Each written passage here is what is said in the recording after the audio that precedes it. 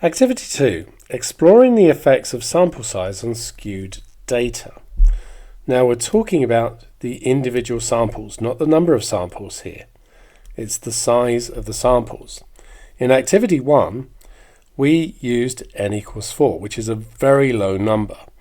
The figure that you need to come up with in exams and tests is n is 30. N needs to be more than 30 for the central limit theorem to work. So n equals 4, in all probability you got some quite good results, and you saw from Activity 1 that I did and from the investigation done afterwards. But that was with a distribution that was already symmetric, like the binomial. Here we're going to have skewed data. The objective here, to investigate how increasing the sample size impacts the distribution of sample means using a skewed binomial distribution as an example. Materials needed: calculator or spreadsheet software, Python or similar statistical tools, that's optional, and we'll look at that in the next lesson. Access to a random number generator or binomial distribution simulation. You can certainly get these figures from your ClassPad. And here you can see in the catalogue we've got RandBin. We're going to use a binomial with 20 trials, probability of success 0.05, so very skewed to the bottom end. And I've got a sample of 10 here, and you can see the figures I got. Obviously, if I execute again, I'm going to get some different figures. Look, I've got a 3 and a 4. I've got a couple of 4s. Those are actually quite low probability. So, in part A, we want to understand the population. So we're defining x. The random variable x follows a binomial distribution, as we said, with 20 trials, probability of success 0.05. You should understand these terms from your methods course.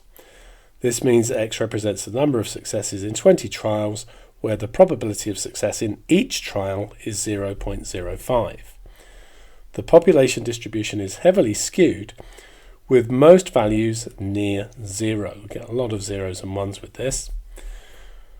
Theoretical population parameters: the mean, mu, is NP. You should know that for a binomial. 20 times 0.05. The mean is 1.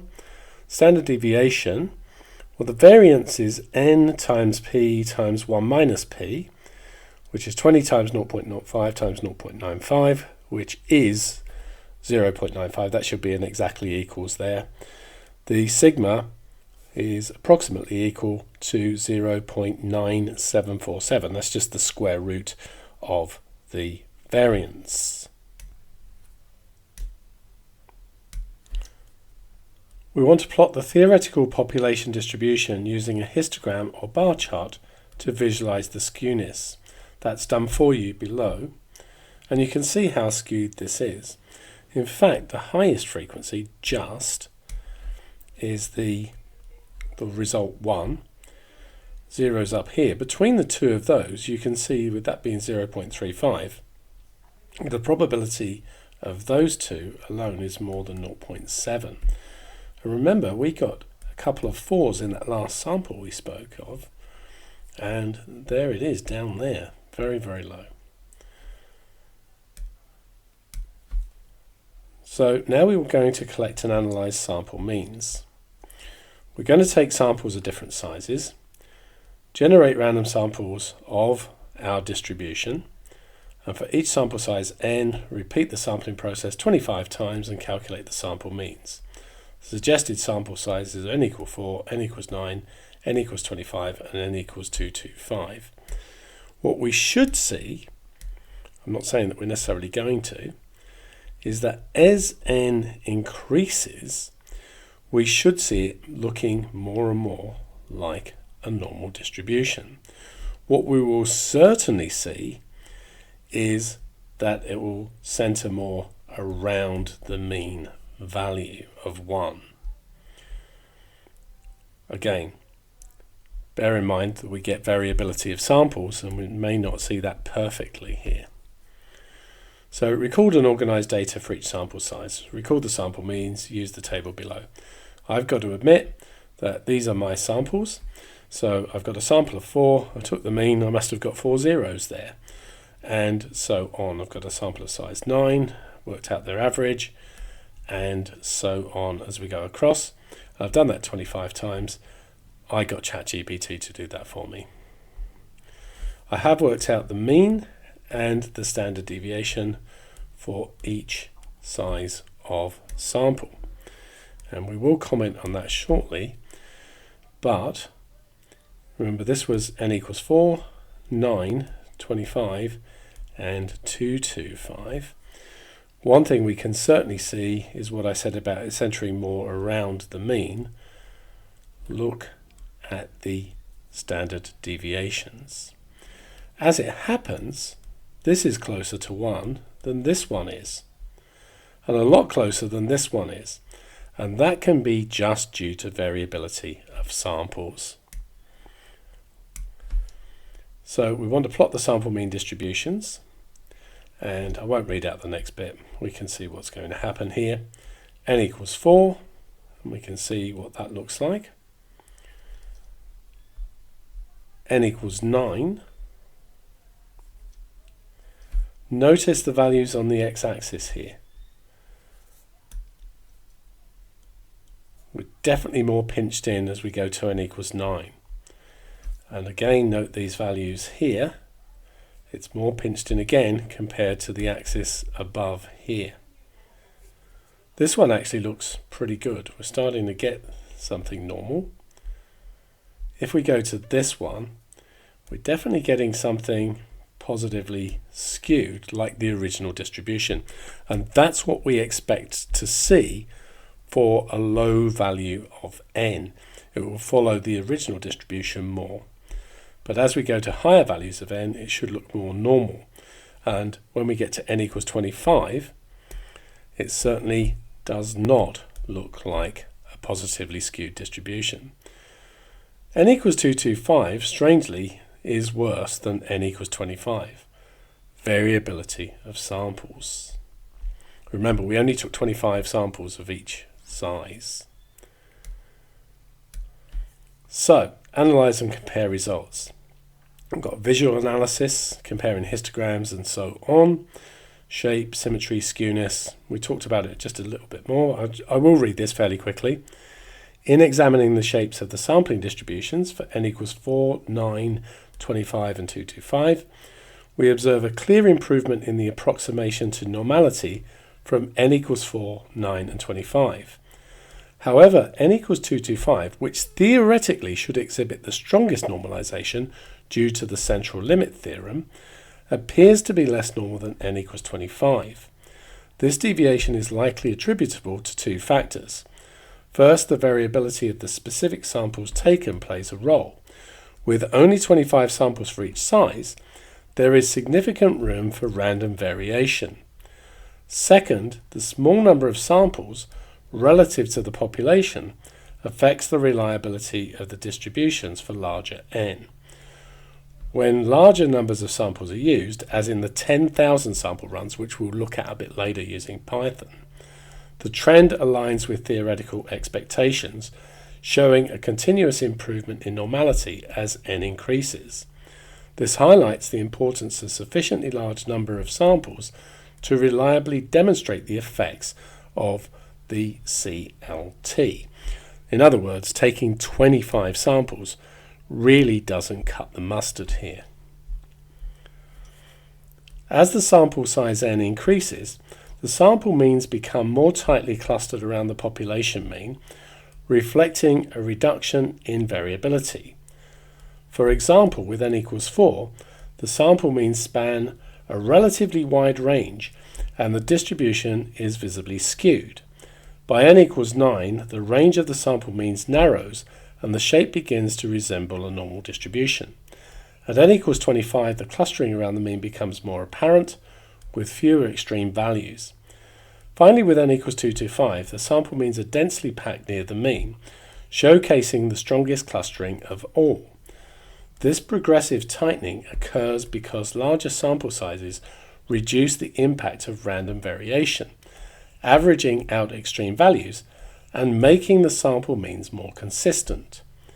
These changes illustrate the central limit theorem in action, where increasing n results in a narrower and more symmetric sampling distribution. We've now got a little numerical analysis, and we can see that we've got the means and the standard deviations for each of our sample sizes compared to the population. As the sample size n increases, the variability of the sample means decreases, and they become more tightly clustered around the population mean of 1.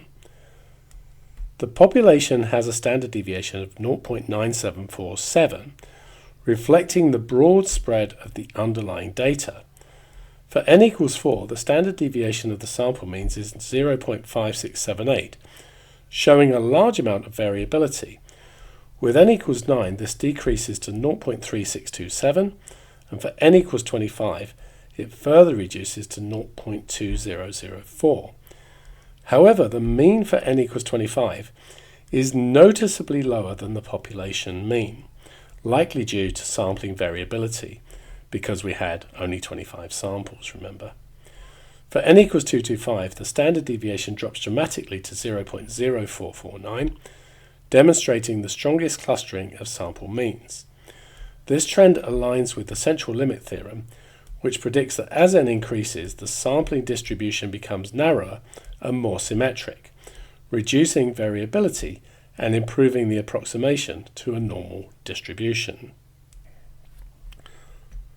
Now, you might say, the standard deviation is decreasing. How can we predict what it should be? And it's actually fairly simple. What it should be is that you divide by the square root of n. So if we think about the population standard deviation, which here was 0.9747, figure we worked out earlier, then with a sample of size 4, we should be able to divide that by 2. And we can see we don't get that exactly, but there's variability. For the sample with size 9, 9747, we should be able to divide by the square root of 9, which is 3. For the next one, we should be able to divide by 5, square root of 25. And for the last one, we should be able to divide by 15, the square root of 225. Why don't you try comparing these values with the ones we got? We're not going to get exactly those values, but it shouldn't be too far away, hopefully. So we now have some discussion questions. How does the distribution of sample means change as the sample size increases? As the sample size increases, the distribution of sample means becomes narrower and more concentrated around the population mean. The n equals 25 case appears to have been an anomaly. Remember, the mean for that was really low. Additionally, the shape of the distribution becomes more symmetric and bell-shaped, aligning with the central limit theorem. The n equals 225 case was a bit of a problem for us there. Why does increasing the sample size result in a more symmetric and bell-shaped distribution of sample means? Increasing the sample size averages out the variability and reduces the influence of extreme values or outliers. This results in a more regular symmetric distribution that better approximates a normal curve, even when the population distribution is skewed. Compare the standard deviations of sample means for each sample size. How does increasing n affect the variability of sample means?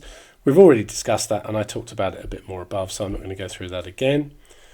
How does the population skewness impact smaller sample sizes, and why does this skewness diminish as n increases? Smaller sample sizes are more influenced by the population skewness, leading to a visibly skewed distribution of sample means.